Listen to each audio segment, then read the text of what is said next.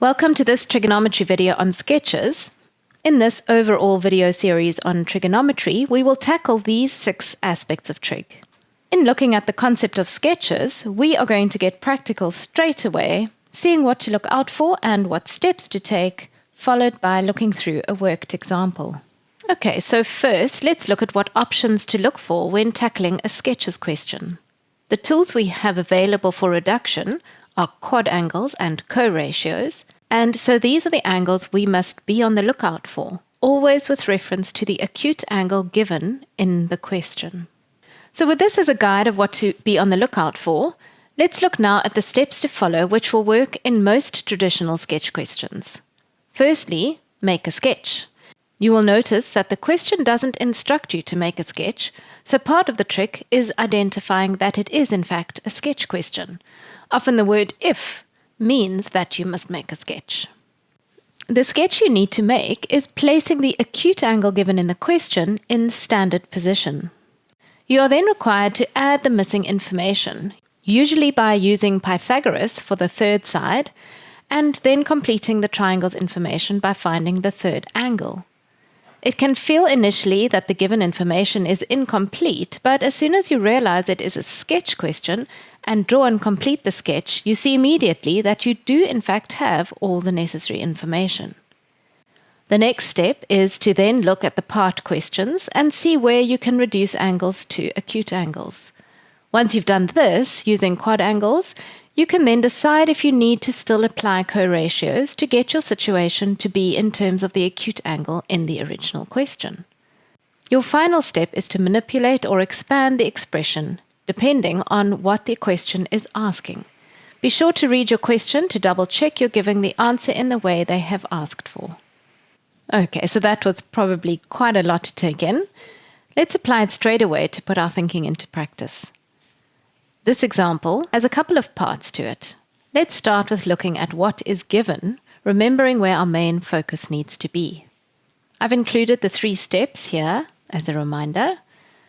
Pause the video now and give these a try before we go through the thinking step by step, starting with the sketch. Hopefully the sketch that you have made looks similar to this. Let's track back and go through the thinking, focusing first on the main part of the question, the acute angle around which we've been given the information, which in this case is 27 degrees. So the first thing you do in your sketch is to place 27 degrees in the standard position, and then draw in the line down towards the x-axis to create the triangle.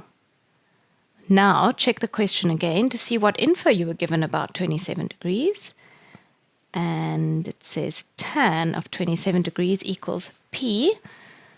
And remembering that trig is all about ratios, the first step here is to write p as a fraction, so p over 1. And because the ratio of tan is opposite over adjacent, we place p opposite 27 degrees and 1 adjacent to 27 degrees in our triangle.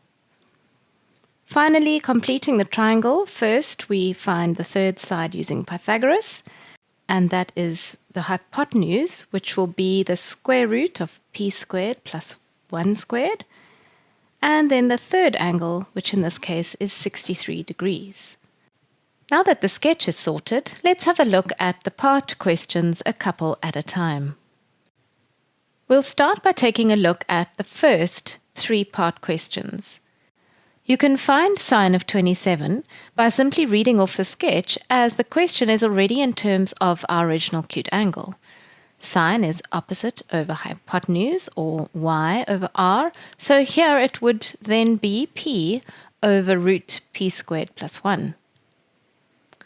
Then similarly for cos 27, again by reading off the sketch with reference to 27 degrees, adjacent over hypotenuse, or x over r, which is 1 over root p squared plus 1. You may have noticed, because 27 degrees has been placed in standard position, we can use either of our definitions, OA and H, or X, Y, and R, to navigate our ratios.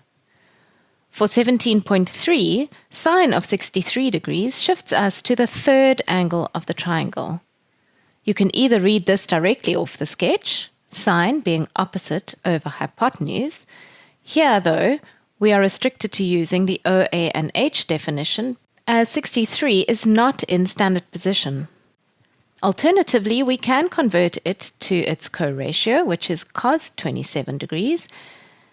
And to double check, this gives us the same answer from the sketch. Cos of 27 is adjacent over hypotenuse. It can feel really great when the theory comes together and starts making sense in application.